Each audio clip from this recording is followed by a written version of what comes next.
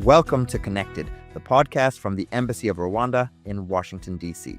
This time, our guest isn't a business executive or diplomat, but a young graduate student with a story that's just as inspiring.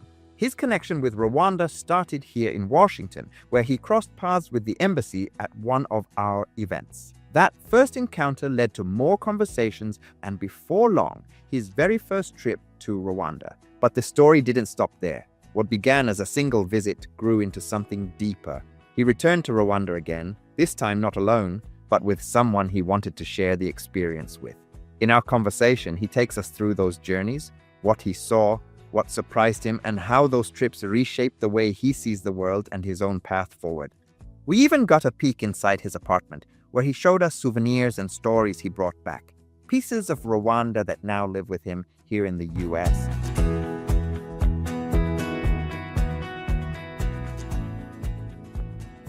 Please join me in welcoming Nikhil Nelson to the podcast. Nikhil, we're glad to have you with us today. I hope I phrased your introduction well. Thank you. It's great to be back talking to you. I'm happy to get started. Like you said, I just graduated at Georgetown University. I'm here now studying in Madrid, and I had a really extraordinary experience in Rwanda, and I'm excited to share it. So Nick, take us back to the beginning. How did Rwanda first come to mind as a place you wanted to visit? Sure. So I came into Georgetown as a student interested in business, and I minored in environmental studies, so that's also a strong interest of mine.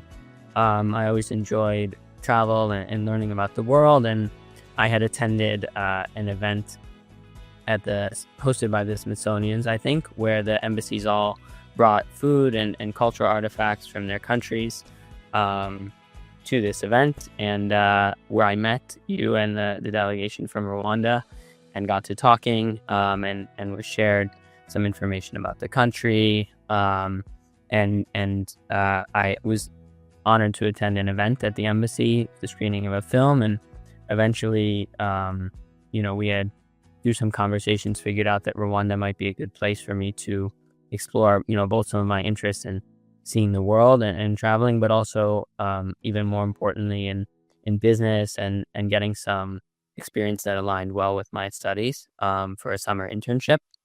And throughout the rest of the year, we were able to find a company there and a situation that worked out for me to go there for the summer and to work there. And that's sort of how things got kicked off. I'll leave it at that.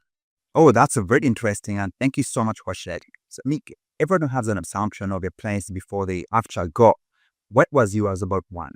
Sure. So I think, I consider myself a fairly well-educated, aware person, and still I was quite uninformed or underinformed about Rwanda. I had known the country mostly because of Dian Fossey and the guerrillas, and because of its history. And so I think, like a lot of Americans and a lot of Westerners, there was a lot of information missing, a lot of updates about the country of Rwanda and how it's developed in the past 30 years and what's going on there now. And so, through organizing my internship there, and certainly through visiting there, I received a lot of that information and had a lot of my preconceived notions about the country sort of changed. And you can imagine when I told my 50-year-old parents, hey guys, I'm going to do my internship in Rwanda this summer. We had some conversations about, hey, here's what the country's like, here's what's happening there. And I think they also, and a lot of my friends who got to hear about my experience there, got to have some of their notions about Rwanda and frankly about Africa challenged through learning more and having their information updated. So when you landed in Rwanda, what was your plan? Which places did you decide to see, and what drew you to those places? Yeah, so during my trip in Rwanda, and I think it's a good itinerary for people to consider if they're looking to see many different parts of the country in one trip, is I went first to Lake Kivu to do two different places. One smaller town called Kinunu, which was very isolated, very quiet, really scenic. And then up north towards a town called Gisenyi, which is on the north shores of the lake, just on the border. And And then from there, I went for 2 days to Musanze to do some hiking in the park and also visit the Dian Fossey Museum in the Volcanoes National Park. Wait a bit. Before you go on, for those listening who haven't been to Rwanda before, could you paint a picture of those places? Sure. So a lot of Rwanda is kind of warm and sunny and hilly, including Kigali and including the parts of the lake which feel more tropical. And Musanze is at a higher altitude and it's in the mountains, and so it's a very different climate and a very different feel. It's often a bit cooler. It's misty. It's very beautiful. And on the horizon, you constantly have the Volcanoes National Park, which is a series of mountains, volcanoes, really, some of which are active on the Virunga Massif, which is a part of the Great Rift Valley in Africa. And these mountains make up the national park, which is shared between Congo, Rwanda, and Uganda. And it's where the mountain gorillas live as well, in addition to other animals like the golden monkeys and the buffalo and things like that, which are all attractions, in addition to just hiking up these volcanoes. And it's really visually stunning place to be. The mountains always in the background and always there is just a really extraordinary backdrop. And when you're in the forest as well, it's really lush, it's really green, it's full of plants and animals. It's extraordinarily well preserved, similar to the way that you would expect a national park in the United States to be, free of trash and free of litter, and good infrastructure surrounding the tourism there. It's a very well done experience for tourists, and it's just a very scenic place and a very unique place, I think, to be, both in terms of the animals that you can see there and just in terms of the scenery. Oh, wow. That sounds like quite a challenge. And as we are talking, I can actually see things around your apartment. They look very maybe Rwanda. Did you also manage to bring back some souvenirs from the trip? Yeah, so the first time I went, I brought back a lot of coffee and some Rwandan baskets as well, which are these really beautiful woven bowls and baskets. Very colorful, and like they come in many different patterns. And of course, the next time I went, people in my family and friends had gotten wind of the fact that I brought back coffee and all these other cool things last time I went there. And so many of them, my sister, for example, requested, bring me this, bring me that. And so this time my suitcase was just full of bowls and baskets and gorilla carvings and coffee and all sorts of other souvenirs for my friends who and family who had heard about Rwanda and wanted some interesting things from there, and also for me because I prefer to drink the coffee from Rwanda than the one here in Madrid. I can actually see more. Sure, I have some in my room. I have Rwandan baskets in my entryway where I keep my coins and sunglasses and house keys here in the entryway to my apartment. So the baskets here, these are a very small version of the Rwandan baskets, but these ones are holding coins and keys and other things. They're quite useful. And I was also saying that I have a larger one on my bedside table next to my bed, where I put my phone and chapstick and things like that. And on my kitchen counter here, I have one which holds my wallet and phone charger and other sort of random accessories. And the best of all is the coffee here from Rwanda that I have, which I use every morning.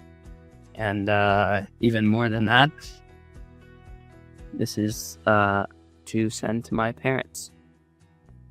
More coffee and coasters and souvenirs because everyone wants a piece. Yeah, so good memories. Rwanda is always in my home here. Nice. Thank you so much. It sounds like a trip you will never forget. And you're right, people really like made in Rwanda products. I also like them. This shirt I'm wearing is made in Rwanda, and people here have it. Of course. I have one from last time already. Unfortunately, I don't have it here with me in Madrid, but so that's one of my favorite souvenirs. Very nice, kind of colorful and often hand-tailored, sort of custom-made shirts with traditional Rwandan patterns. Many people wear them to work, to special occasions, to dress up, for traditional ceremonies or dances as well. But the one I have is it's quite simple. It's a blue shirt with black and white patterning on it, and it could really be worn like in the office or to a special occasion. And you can go to markets like Kimironko and Kigali and get handmade dresses, shirts, bags, all sorts of things like that as a more customized souvenir. So, okay, great. So every trip comes with a few surprises, Nick. Did you experience any cultural shock in Rwanda? And how about safety? How did you feel moving around?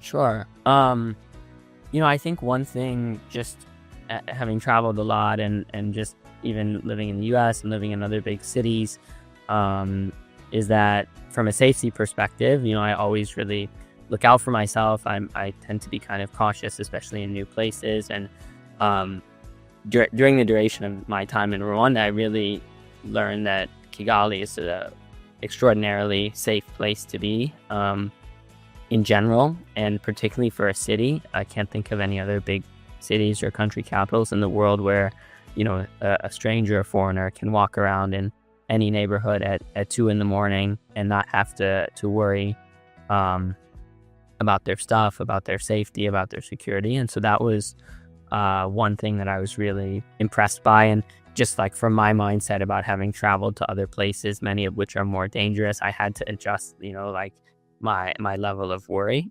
And the other thing, there are other small things.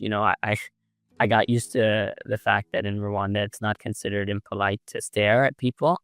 In the US, it's considered very impolite to look directly at people, to stare at people. And I remember, especially, already being a white guy in a suit and tie going to work every day in a very residential neighborhood, I stick out a lot. And I did learn that people are staring because they're curious and they're interested, not because something's wrong. But those are the little kind of fun, interesting differences I think that you sort of learn about. Here are the ways that culture is very similar in Rwanda, very different from back home. And that was a funny one that stuck with me. So from a story, it's clear this trip made a strong impact. How would you say it challenged your thinking and changed your perspective? Yeah, so I think the way in which my mindset kind of changed and the way I was affected upon returning to the US, I think firstly on a personal level, it kind of taught me to challenge my own assumptions about places. And I think in my travels and in my work and study experience abroad, and even in the US since being in Rwanda, I've been, much more open-minded and much more open to having my notions or the things that are taught to us about different places by our socialization, by our media here, just to interrogate those things and learn more. So that's one thing. And I think on a, interpersonal level, I really do enjoy telling my friends, telling my family about Rwanda. I become a big advocate for visiting the country for tourism, for work, for any reason. I think it's a really unique place to go, and it's part of why I've now gone back a second time. But I think on a broader level, I'm also just become more of an advocate for people to challenge themselves and challenge their assumptions. Whether it's about Rwanda or about a different endeavor or place in life, then I think it's an important thing to do. So the second time we went back to Rwanda, you didn't go alone. You brought her with you. Were you trying to impress her with Rwanda? Or did actually Rwanda do all the impressing on its own? I was certainly trying to design a trip that would be, many things in one, natural beauty, again, like safety, security, ease of travel. Those are all very logistically important things, for any trip, and especially for someone who's, coming to Africa for the first time. And so that made Rwanda an attractive destination, somewhere where you can walk around and go out to dinner at night in Kigali and not worry about your safety, somewhere where you can get a car or motorcycle taxi during the day, during the night in any town and not have to worry. So that was absolutely attractive about it. We went to Volcanoes National Park, which of course was beautiful. We went to Akagera, which of course was naturally beautiful.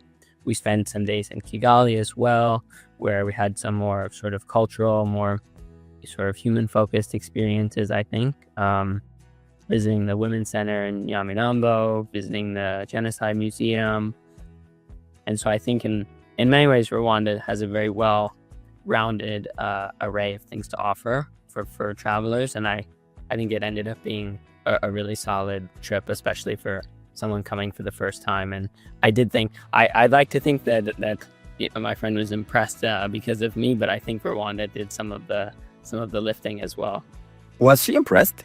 She was. I think it was a very good impression, actually. I mean, so I know very much what it's like to go somewhere, for the first time, to go to Africa for the first time. When I was going to Rwanda, it was, one of my first trips alone. And so that was a new experience. And she had a similar sort of adjustment and getting accustomed to things there.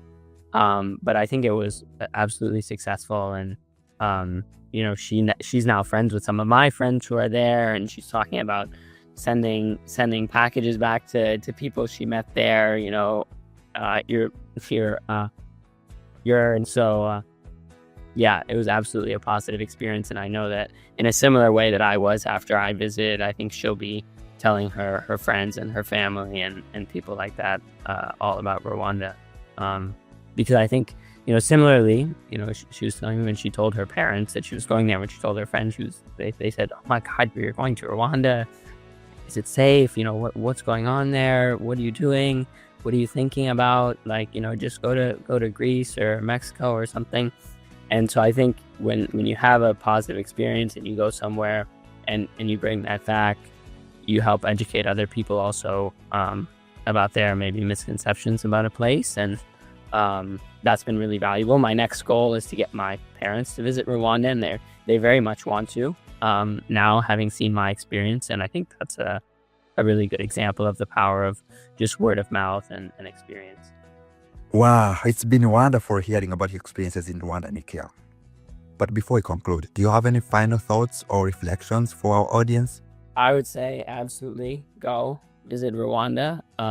You'll love it. You can call me if you don't like it and complain, and you can hold me personally responsible. But really, seriously, Rwanda is really incredible. Like I said, it's a great place. If you've never been to Africa before, if you have, it's a great destination. You'll get to see culture, you'll get to see history, you'll get to see beautiful nature, lakes, mountains, rivers, grasslands. I mean, really everything, all in one trip and all in one country. And the safety and the security there really can't be overstated. I mean, I joke with my friends that, when I'm coming back to Madrid after Rwanda, coming back to DC after Rwanda, I'm returning to somewhere more dangerous than where I was, which is the irony, because most people assume the opposite when you tell them that you're flying to the middle of Africa for vacation. Thank you so much, mate. Thank you so much. We appreciate it. Thank you for joining us on Connected, the podcast from the Embassy of Rwanda in Washington, D.C. A special thanks to our guest, Nikhil Nelson, for sharing his reflections and experiences with us today. His insights remind us of the many ways Rwanda and the United States remain connected through ideas, people, and opportunities. We hope you enjoyed this conversation. To hear more stories like this, be sure to follow Connected on your favorite podcast platform and share it with a friend or colleague. Let's stay connected.